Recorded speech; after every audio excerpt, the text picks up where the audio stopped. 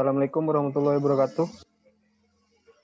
Pada kesempatan hari ini, kita akan mempresentasikan hasil kerja dari kelompok 8 tentang konsep hubungan industrial yang beranggotakan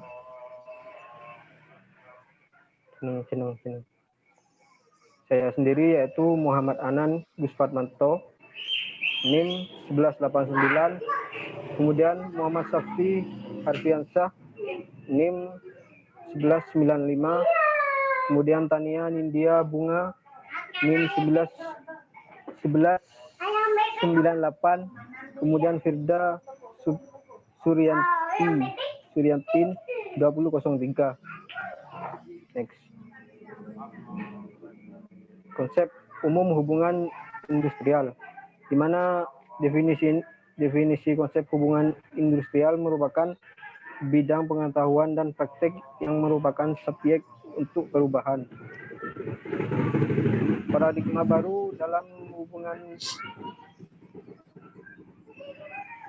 merupakan model manajemen baru yang berisi beberapa pekerjaan dan inovasi manajemen sumber daya manusia yang meliputi penugasan kerja fleksibel, kerja dalam tim atau kelompok, dan pelatihan lintas bidang yang didukung oleh beberapa bentuk pengupahan berdasarkan kinerja, partisipasi karyawan formal, dan kebijakan manajemen sumber daya manusia pendukung.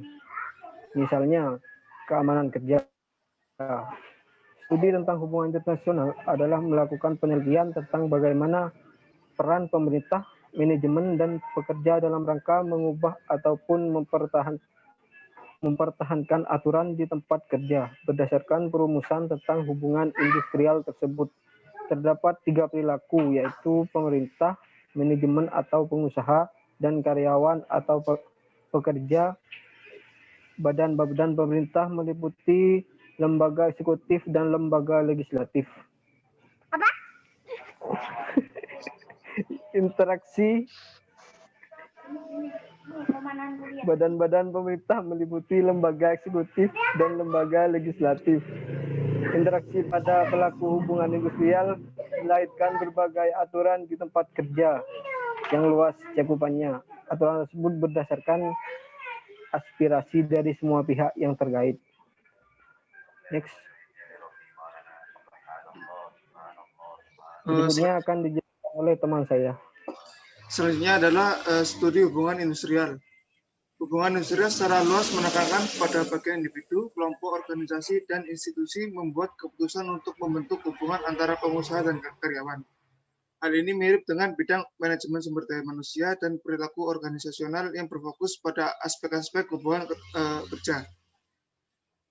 Bedanya hubungan industrial dengan manajemen sumber daya manusia dan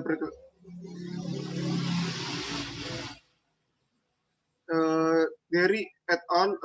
Menyatakan ada 3 hal yang membedakan. Yang pertama adalah sasaran atau tujuan yang berbeda. Pada hubungan industrial ditunjukkan bahwa hubungan kerja yang bersifat konfliktual. Yang kedua adalah perbedaan derajat konflik di antara berbagai kepentingan. Meskipun kenyataannya adalah kesamaan dalam bidang peminatan, penguasaan, dan karyawan. Tetap saja diasumsikan terhadap konflik antara pemilik dan pengelola organisasi. Yang ketiga adalah ketersediaan sumber daya berkuasa terhadap kepentingan dan sasaran berbeda. Hubungan internasional berhubungan dengan kesepakatan antara pengusaha dan karyawan suatu organisasi dan pemerintah, dan dengan hukum tentang ketenagakerjaan dan kesempatan bersama.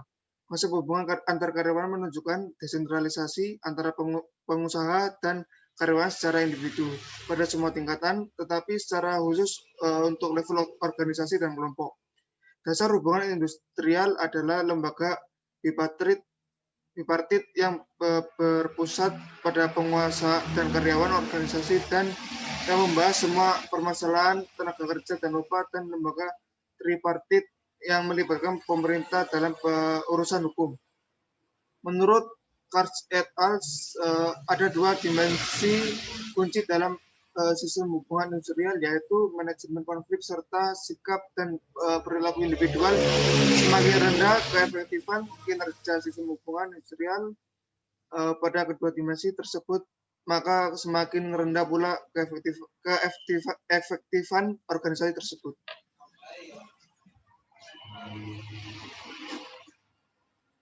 Selanjutnya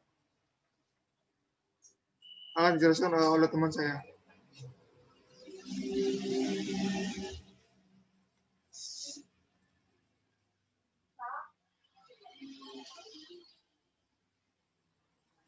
Dalam hubungan industrial. Yang pertama adalah pendekatan keseragaman atau kesamaan.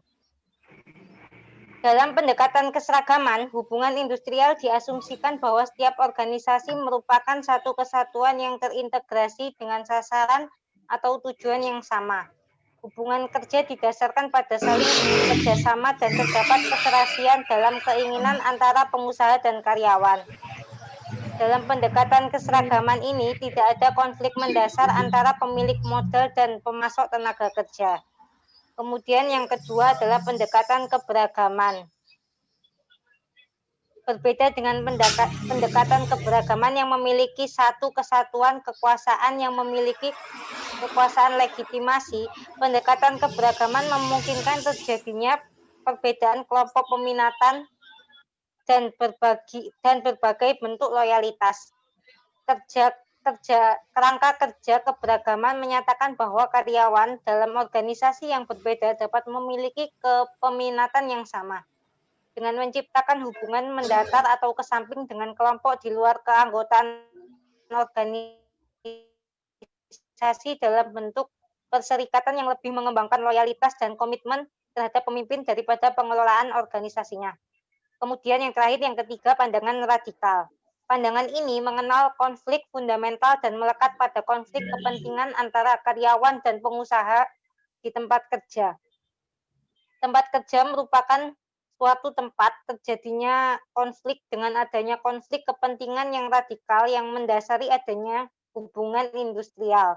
Tidak seperti dalam pendekatan keragaman, pendekatan radikal memandang hubungan industrial sebagai totalitas hubungan antara hubungan sosial dalam produksi. Yang selanjutnya adalah evolusi teori dan metode dalam hubungan industrial. Di tahun 1930-an, hubungan industrial merupakan disiplin ilmu baru yang dimulai dengan memusatkan pada hubungan antar karyawan.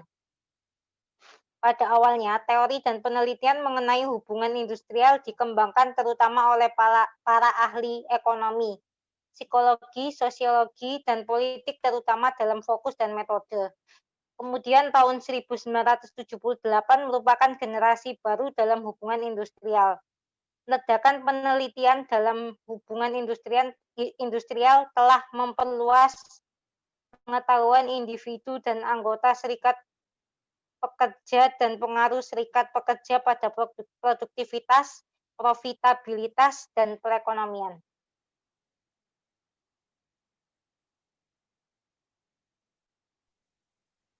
Selanjutnya, saya akan melanjutkan dari teman saya, yaitu hubungan industrial dan manajemen sumber daya manusia. Nah, hubungan industrial dijelaskan sebagai studi perilaku dan interaksi antar individu di tempat kerja. Prinsip ini berkaitan dengan karyawan yang diberi penghargaan, dimotivasi, dilatih, dan diatur secara bersama-sama. Dengan proses yang digunakan oleh institusi, yaitu manajemen serikat pekerja dengan membuat keputusan yang menunjukkan hubungan antara karyawan dan perusahaan. Hubungan industrial merupakan hubungan kerja yang diasumsikan konfliktual atau banyak menimbulkan konflik. Nah, kepentingan pengusaha dan kepentingan karyawan merupakan dua hal yang bertentangan. Nah, sementara itu manajemen sumber daya manusia ini menggunakan perspektif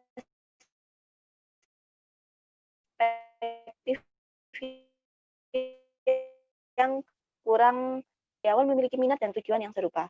Nah, dalam pengelolaan sumber daya manusia ini, manajemen menekankan sasaran dan komitmen organisasional dan integrasi kebijakan dengan kebutuhan bisnis. Dapat dikatakan bahwa manajemen sumber daya manusia ini merupakan penjelmaan kerangka keseragaman atau kesatuan kesatuan dari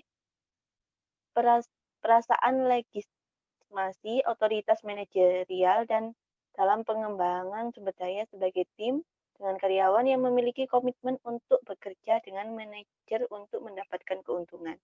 Nah, dalam hubungan industrial ini, perusahaan dikonseptualisasikan dengan agak berbeda.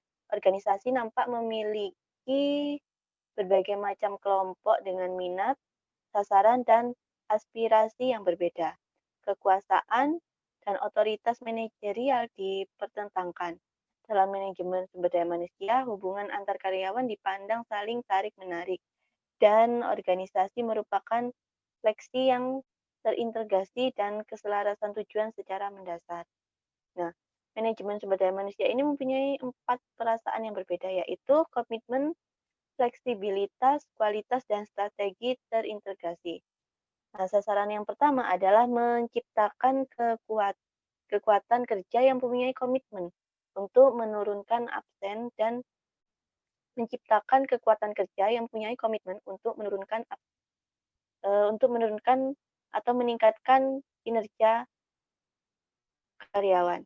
Nah, sasaran kedua yaitu manajemen sumber daya manusia ini selalu berusaha membuat organisasi lebih dapat beradaptasi dengan perubahan ekonomi dan juga teknologi yang mendorong praktik kinerja yang fleksibel. Dan juga strategi penggunaan sumber daya manusia ini meningkatkan kualitas produk dan jasa atau pelayanan, serta juga kualitas kehidupan kinerja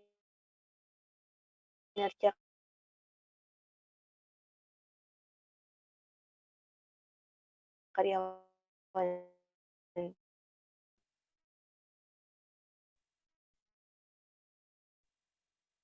Hal ini dapat sekian presentasi dari kelompok kami, kelompok 8. Apabila ada kurang lebihnya mohon maaf. Wassalamualaikum warahmatullahi wabarakatuh.